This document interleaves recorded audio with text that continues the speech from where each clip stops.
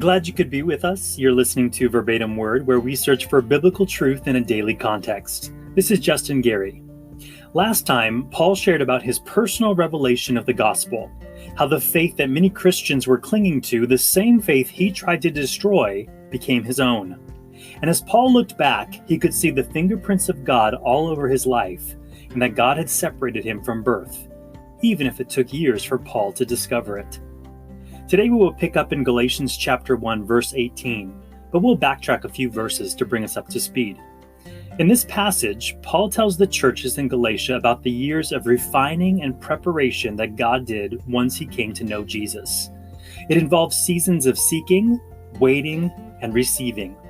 Paul was not fast-tracked on the road to being an apostle. He spent years laying a solid foundation in his faith before being greatly used. I saw a story that back in 2015, a 103-year-old Wisconsin woman graduated from high school, nearly 90 years after she dropped out to take care of her 8 younger siblings. The woman should have been a graduate of the class of 1928, and she told nurses at the care facility where she lived that not graduating was her biggest regret in life, so they made sure to do something about it. 90 years! What a long time to finally get a signed high school diploma. And while Paul did not have to wait 90 years to begin ministry, he did experience a season of waiting, much like many of us have had to experience in our lives as well, where God calls us to slow down, to stand still, and to wait on his timing. Well, if you're anything like me, waiting can be a challenge. It goes against our nature, especially in an on-demand world. So let's see what Paul has to say as we pick up today in chapter 1. Paul could see God's timing in his life, even if he looked back all the way back to his birth. We'll backtrack a bit and pick up in Galatians chapter 1, verse 15 through 18. It says this, "But when it pleased God, who separated me from my mother's womb and called me through his grace to reveal his Son in me, that I might preach him among the Gentiles, I did not immediately confer with flesh and blood, nor did I go up to Jerusalem to those who were apostles before me. But I went to Arabia and returned again to Damascus." In verse 18, "Then after 3 years I went up to Jerusalem to see Peter and remained with him 15 days. In hindsight, Paul could see that the eternal God, who is outside of time, somehow has a will in the timing of the events and callings in the lives of man. Paul said, "When it pleased God to reveal his Son in me." Even the timing of Paul's salvation could not have come at a better time in God's eyes. I've heard people bemoan the fact that Jesus did not save them sooner. When they look back to the choices they made, the hurts of the past, they wonder why God let them go on as long as they did. But I think when you really look at it, you can see the ways Jesus was already trying to reach you long before you received him, like the people he placed in your life, or the circumstances you found yourself in along the way, or the times when, even though you could not see him, in hindsight, he protected you in a dangerous situation or rescued you from harm's way. And now you know that God was drawing you to himself, even before you recognized it. Jesus said in John 6, verse 44, "No one can come to me unless the Father who sent me draws him." The word in that verse, draws, is the Greek word helko. It has the connotation of drawing a fishing net. And I bet John the Apostle, who wrote down that verse in John chapter 6, perked up when he heard Jesus say that the Father draws us as if in a fishing net, because John was a fisherman. Helko is actually used in John 21 in the story where Jesus appears to his disciples after his resurrection on the Sea of Galilee, after a night of fruitless fishing that leaves them with empty nets. In that story, Jesus shouts out from the shore to them to cast the net on the right side of the boat and you will find some. So they cast, and now they were not able to draw it in or to helko it in because of the multitude of fish. You can see the picture, the net suspended in the water, and the disciples drawing it in, hoping the fish will just get caught in it and not slip through, which the fish had been able to do all night to the disciples' dismay. repeatedly casting out the net and drawing it in, casting out the net and drawing it in again. I am not much of a fisherman. My wife grew up in Oklahoma and she got those skills. And I, the Maui boy, didn't do much fishing other than using my janky ABC store or Long's Drugs tiny net in the tide pools of Kama'ole 3 Beach in Kihei. But I know this much: fish get away. Even when they're in the net, it's in their nature to find a way to get away. So it takes a patient, persistent fisherman with skilled drawing skills to catch anything. Before you believed, consider how often God was orchestrating his net to draw you in. You were right there, and you wiggled your way free. Aren't you glad he didn't give up? Or if you do not yet know him, can't you see him drawing you? I mean, if you are not saved and you still made it to episode 8 of this podcast, let me be the one to tell you, Jesus is drawing you. God is a faithful fisherman, and he faithfully pursues no matter how much we try to get away. And remember, Jesus called his own disciples to also be fishermen. He said to them in Matthew 4, verse 19, "Follow me, and I will make you fishers of men." As followers of Jesus, we are to cast and draw our nets as well. And we should not be discouraged when our nets come up empty, but should just faithfully continue casting and drawing, regardless of the response. We got some very heavy news recently. 2 of our former students passed away. Their deaths were unexpected and very tragic, and no one saw it coming. It was very shocking to the small community where we taught them. My wife and I knew the students pretty well. They were part of the first class of students we taught when we came home from the mission field. We had them as students from 9th grade all the way through 12th grade, and honestly, that class was one of our favorite classes, and that peer group was one of our favorite groups that we have taught. When they were still our students, their names would often come up in conversations my wife and I had at home long after the school day ended, about their wit or their antics or something amusing they had done in class that day. We would crack one another up telling stories about something they did or said, and we genuinely enjoyed these students that we both had the privilege of teaching. With one of them, I had a few pretty heartfelt talks during the student's senior year. The student was going through a rough patch and came to my classroom one day, and the student came in and asked if we could have a heart-to-heart talk. It was a tough season, and this student needed some guidance. So we talked and got real and even spoke about faith at the student's initiative. The student got through that season and graduated and moved on, but I kept seeing that student over the next few years, and our paths crossed from time to time. A few years back, my wife and I started a young adults group. A handful of our former students had stayed in touch with us, and we were finding that many of them were seeking more mentoring and discipleship in their faith now that they were young adults than they ever were when we had them as students. And then one student that had come to me during senior year kept coming across my path and to my mind. So we started inviting this student to our young adults group. It was an open invitation to our monthly gathering, but I still sent a text every month or two as a reminder and invite. I stopped about 2 years in sending those texts. The student had never come, some of it for good reason. The student had work or a previous commitment, but other times just did not respond or declined the invitation. When I found out that this student was one of the 2 that had died so suddenly, my heart sank. And after the initial shock, I began to think through my interactions with the student and wonder where that student stood with Jesus in the end. I also realize now why that student kept coming across my path, and why I had remained persistent for almost 2 years to invite the student to the young adults gathering. Because Jesus was fishing and seeking to draw this student in, and using us as a part of that process. God is faithful throughout our lives, from birth to death, to draw us to himself, regardless of our response. I got in touch with a classmate of the student to find out how he was doing with the shock and grief of the loss of this friend. And he was wrestling because he wondered if he had done enough to reach out in the area of faith with the student who had passed away. He had been a lifelong friend and was such a consistent light for Jesus. He had been being used by Jesus too to fish from another vessel, being used by Jesus to draw in this student that had passed. And I was encouraged and encouraged him that God had faithfully sought the departed student. Know that God is faithfully drawing all of us to himself. He will never cease. He will never give up. Paul could see that it started from the day of his birth. He said he was separated from his mother's womb, even though it took years for him to yield and respond and say, "Who are you, Lord?" I've heard that people who respond to the gospel do so after hearing it at least 7 times, that we have a tendency to push it aside at first. But somehow, through the patient, persistent drawing that Jesus does, we come to respond to the truth. Don't be discouraged or give up on casting your nets as you fish for men and women with the gospel.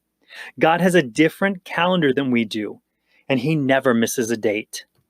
Looking back on his life, Paul also said that when he ultimately got saved, that he did not immediately confer with flesh and blood, but that he spent time in Arabia, came back to Damascus, and then finally 3 years later, he finally made his way to Jerusalem. Paul's life shifted gears abruptly when he met Jesus on the road, and a life that was on the move, on the up and up, suddenly shifted into low gear for a season because God had a work to do in Paul. It was a renovation to refine and prepare Paul for what was to come. From what we gather from these verses here, and by reading Paul's account of this season of his life in Acts chapter 9, Paul immediately preached his newfound revelation about Jesus there in Damascus, sharing that Jesus was the Christ, the Messiah. We also know that there were many years that Paul was then led to wait on God. In verse 16 and 17, Paul writes, "I did not immediately confer with flesh and blood, nor did I go up to Jerusalem to those who were apostles before me, but I went to Arabia and returned to Damascus." Paul did not run to Jerusalem, where he had just come from prior to meeting Jesus on the road. He did not go to get the apostles' blessing or jump on the apostle train or to get trained up and taught there at the center of Christianity. For Paul personally, Jerusalem had been where he had been entrenched in his old way of religion. He had sat under rabbis and been taught the old covenant there, and he jumped through the hoops of the systems of man to get the approval of man. But this time, now that he had met Jesus, his education and training in the faith was something God was going to slowly reveal to Paul more and more. While Paul may have been tempted to take a crash course and get going in his new ministry, God had a different season of learning and growing and preparation, and it involved a whole lot of waiting on God and sitting with him. When it pleased God, he intercepted Paul's life, and the first steps did not involve going, they involved waiting. How hard this must have been for Paul. As he just wrote in verses 14 and 15, his life was on a roll. He was advancing and excelling. He was moving and shaking. So when Jesus led Paul to Arabia to learn and soak in and grow closer to Jesus, I imagine this was hard for Paul. Paul was a man used to working, to religious activity.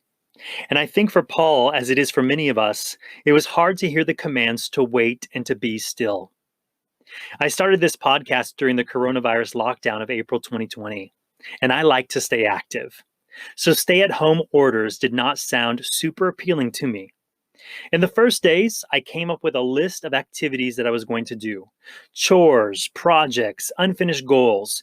Knowing my own mental and emotional well-being, I knew that tackling projects and seeing tangible results would keep me feeling purposeful.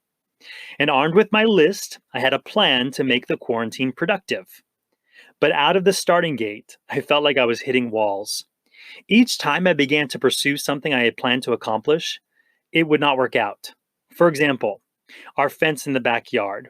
I decided that I was going to refinish it. It definitely needed to be sanded down and get a new paint job. Well, the weather was not cooperating the first few days of the lockdown. I couldn't quite get out there for a long enough period where it would be dry and then remain dry long enough to paint it. So then I went out to prep and I began to scrape the fence and sand down the fence when the weather was finally good. And after about 45 minutes into it, I went inside for a Zoom meeting that I had to be on. And during that 45-minute window, the company that sprays our yard for weeds came unannounced to spray. So while I'm under my Zoom meeting, I had just started on the fence sanding it. Now the yard is sprayed with these potent chemicals. I couldn't get out there right away. I had to wait a few days.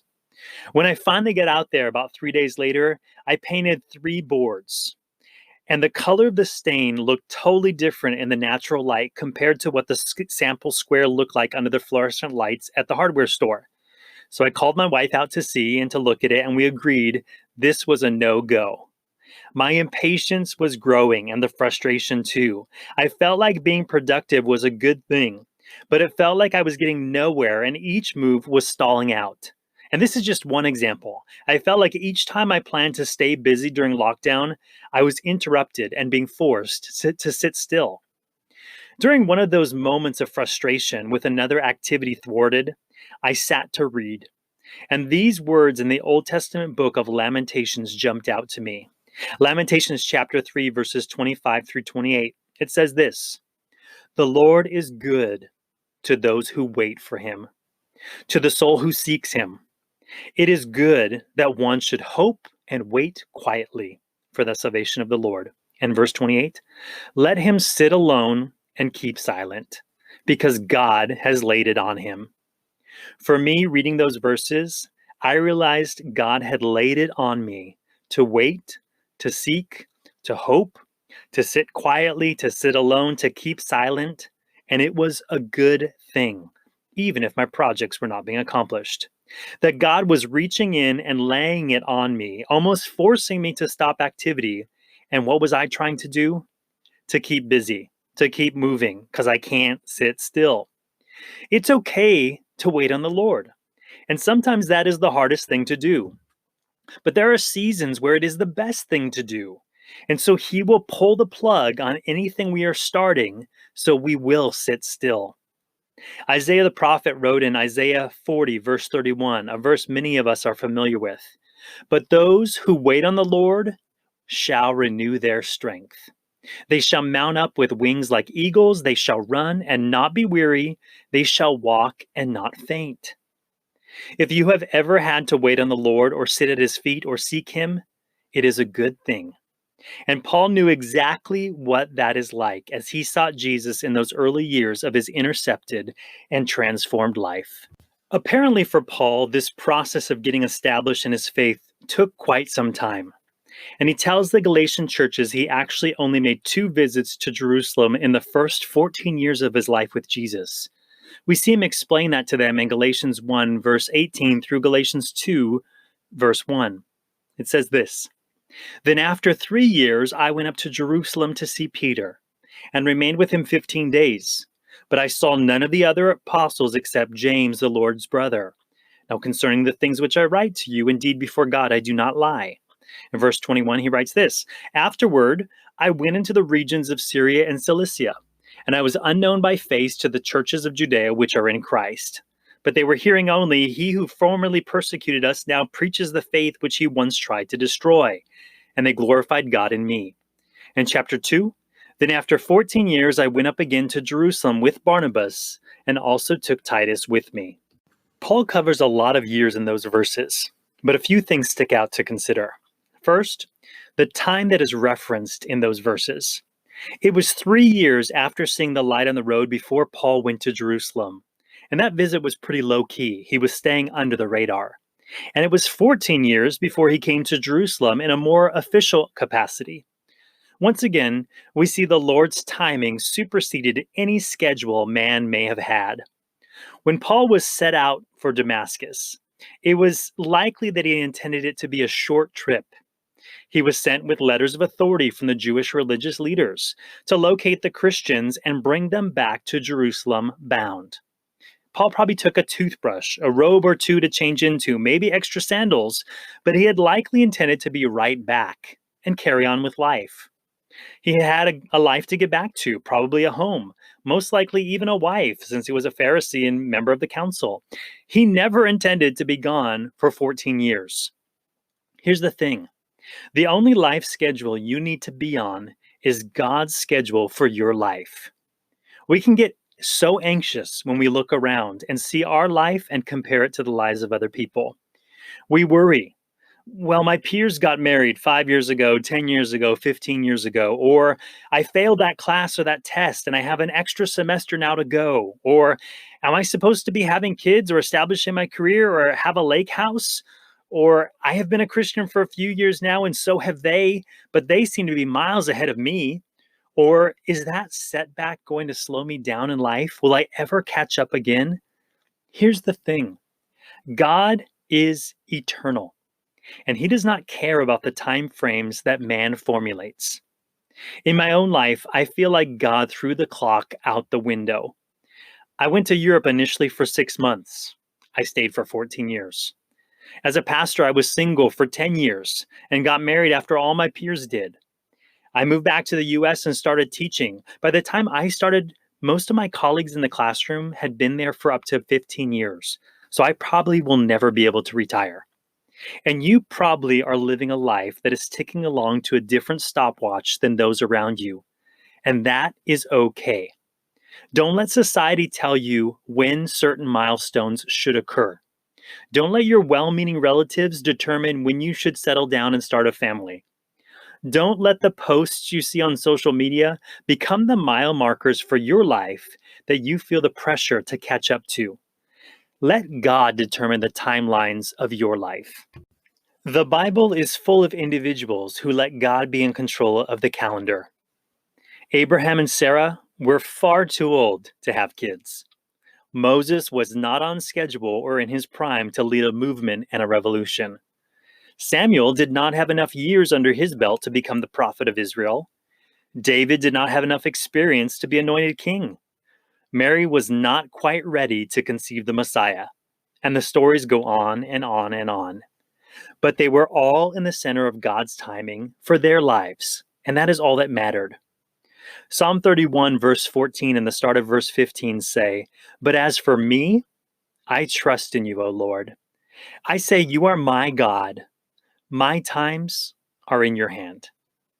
Even if no one around you is trusting God, can you? Can you declare that He is your God and that your times are in His hand?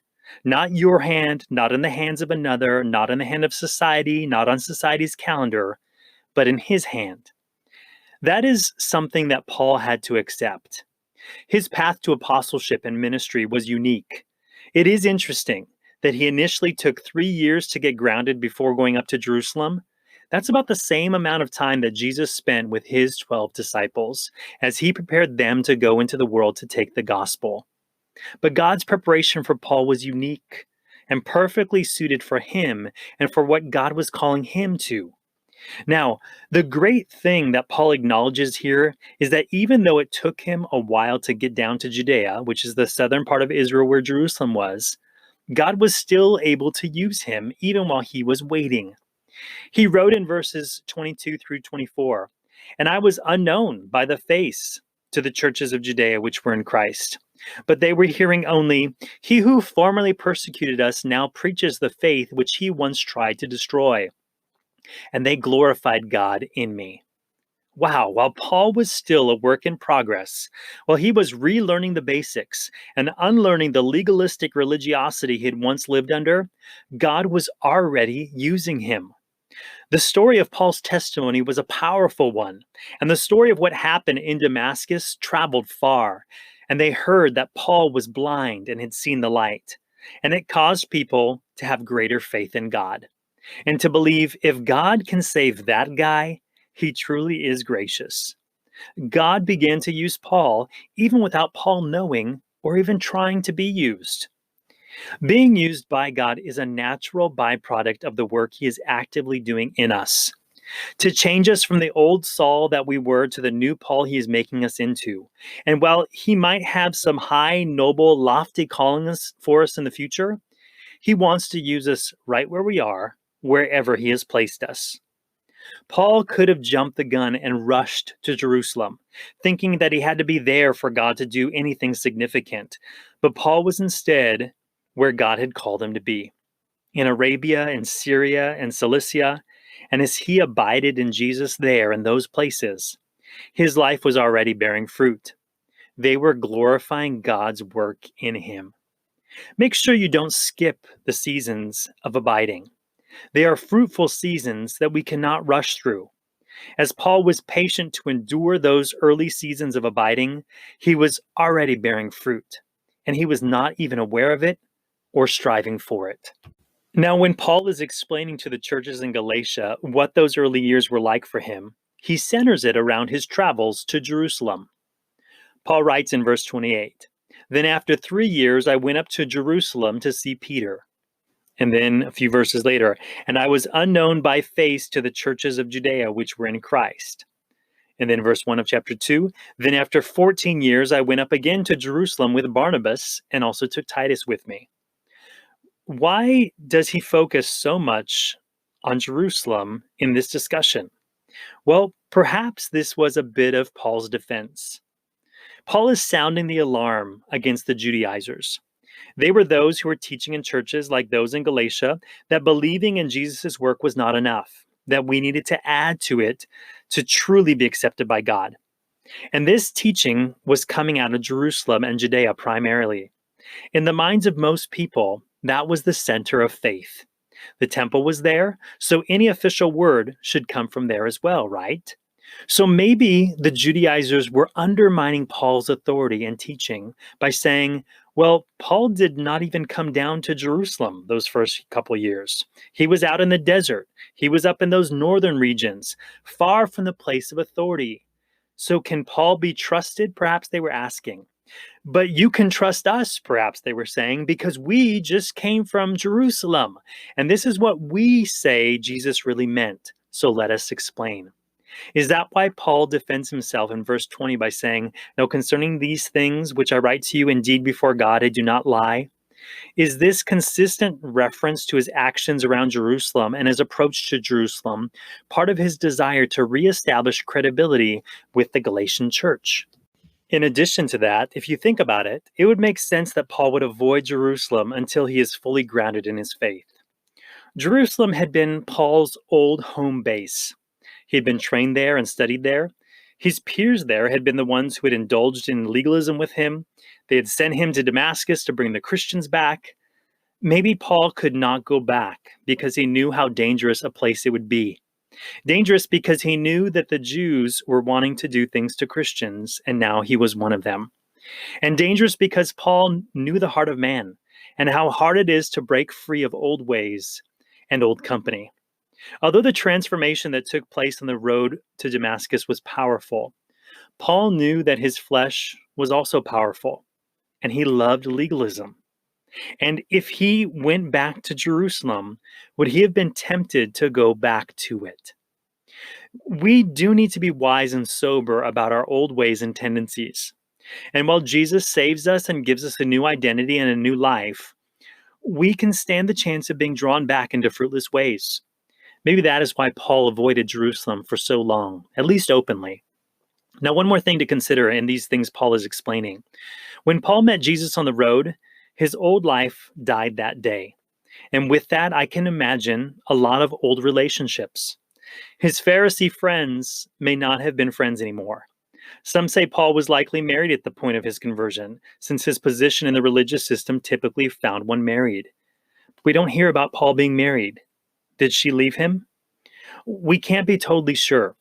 But in these verses, Paul does mention the new relationships that he began building once he started following Jesus. Verse 18 and 19, then after 3 years I went up to Jerusalem to see Peter and remained with him 15 days. But I saw none of the other apostles except James, the Lord's brother. In chapter 2, verse 1, then after 14 years I went up again to Jerusalem with Barnabas and also took Titus with me. Paul needed the friendship, fellowship, companionship, input, partnership, and support of fellow believers. Meeting Jesus on the road was the most important new relationship in Paul's life, but look at the other people he sought or God brought during that time in his life. In verse 18, 3 years in, Paul does go to Jerusalem under the radar, and he goes to see Peter. Now, this was not a job interview to become an apostle. The word Paul uses in verse 18, to see him, is historio. We get the word history from there. Among its meanings, it means to gain knowledge by visiting, or to become personally acquainted with, or to know face to face. It's the same word as tourist sightseeing, basically. This was a personal visit, a get-to-know-you visit. Paul went to get to know someone who was like-minded. Think about it. Paul and Peter. Peter knew Paul before as the enemy. They probably had elder meetings where they discussed the problem of Saul or Paul. They sent out Saul alerts by cell phone to the congregation to warn them that he was in the area. But now they are on the same team and they have the same best friend, Jesus. I wonder what that visit was like. Peter showing him around Jerusalem. This is where I denied him. This is the upper room. This is where I cut off an ear and he healed it. And as Peter shared those stories of what it was like when he walked out on the sea, or what it was like to witness those miracles right in front of them, bringing to life all these things for Paul, who had met Jesus on the road a few years before. And Peter asked Paul about the road to Damascus and about what his voice sounded like. And Peter said, I know exactly how he must have said, why are you persecuting me, Paul? I have heard that voice before. I know that tone. I have heard it. The mutual stories of their mutual friend. Paul and Peter were sharing stories and how good it was to find a friend in one another, to encourage each other. And he also met James there. It says in verse 19, James, the Lord's brother. He also did not believe in Jesus prior to Jesus' death. We have stories in the scriptures, in the Gospels, where he and his brothers and his family members came to tell Jesus what he was doing was crazy, that he needed to come home. Paul and James, had something in common. They both understood later, and they could emphasize with the regret and rejoice in the grace that they had come to know Jesus a little bit later than the others. What an interesting 15 days in Jerusalem.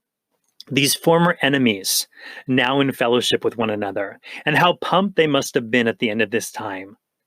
We all need people with us in this journey with Jesus. Some call it community, others call it accountability, others say we do life together, but we need encouragers to begin and to finish well. I was reading once in the Old Testament in the book of 1 Chronicles, one of those sections of names and listings that seem to go on forever, and we often skip over them when we're reading.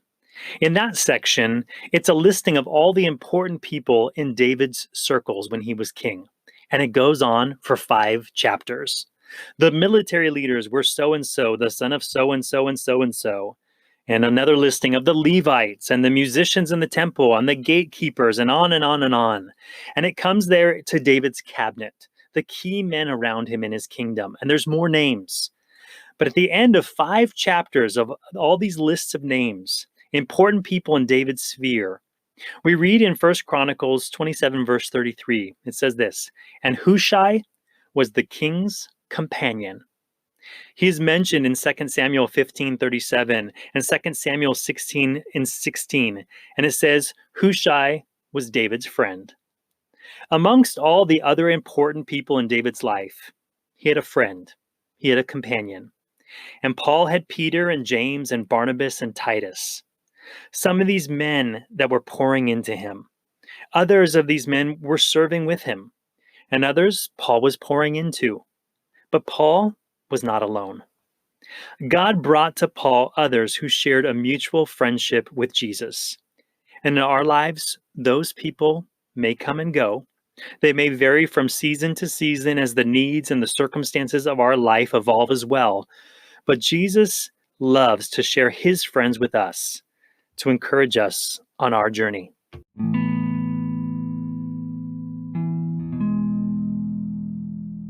As we close this podcast, consider how unique your life and journey with Jesus is.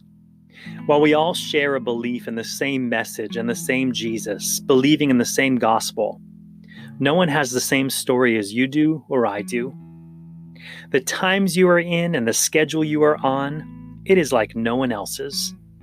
The challenges or the struggles you have, they may be similar to those of others, but they are still pretty unique to you. The people you have alongside you in this season, they may get some of what you're experiencing, but not all of it. In the end, it's you and Jesus walking together on a unique path. For some, that can be an isolating thing, feeling all alone, but it doesn't need to be. Here's some perspective. Years later, Paul would visit Athens and share the gospel in a city full of countless idols and other gods. And as Paul was explaining to those people that there was a true and living God and who he was and what he had done, Paul said in Acts 17, verses 26 and 27, "And he has made from one blood every nation of men to dwell on all the face of the earth, and has determined their pre-apportioned times and the boundaries of their dwellings, so that they should seek the Lord, and hope that they might grope for him and find him, though he is not far from each one of us." Did you catch that? Paul said that God has determined when you will live in history and where you would live in this world and the circumstances that you live in today, so that you should seek the Lord. He knows that the circumstances of your life right now are the best place for you, as he made you, to reach out and cry out and seek him. If you had another life or set of circumstances, you may not be driven to seek him. He has blessed you with the life you have as a net to continually draw you to him, so that you might grope for him and find him, because he is not far from you. May that encourage you today as you reach for Jesus, yield to Jesus, walk with Jesus, know Jesus, and bring glory to Jesus. And it's in his name that I pray. Amen.